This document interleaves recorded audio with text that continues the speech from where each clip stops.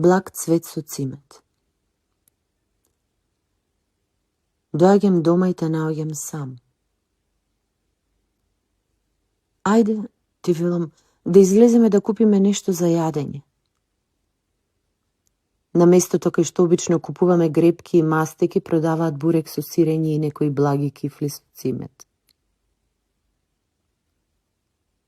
Цветови, ми вели продавачот. Овие се викаат цветови. 4 парчиња бурек со сирење и 2 цвета. Еден за мене, еден за тебе. За кого е бурекот? Ти велам. За тато, ми одговараш.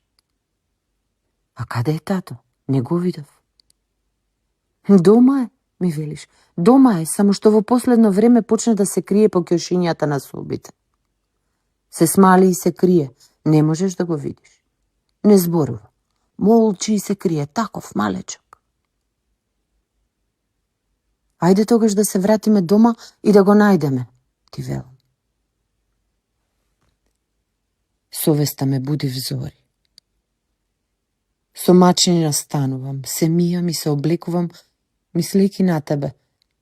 Таму сам, со нашиот малечок, молчалив мртов татко скриен во ќошињата на твојот тивок дом. Ке ти се јавам малку подоцна, барем да те слушнам, без да ти кажам како те сонував. А подоцна ме зграбчува матниот ден, човечката пакост, неслободата, жонглирањето со зборовите, бесмислата. Неосетно, околу мене паднала ноќта и дури сега, пред следниот сон, гледам дека денес веќе сум си ја распродала душата.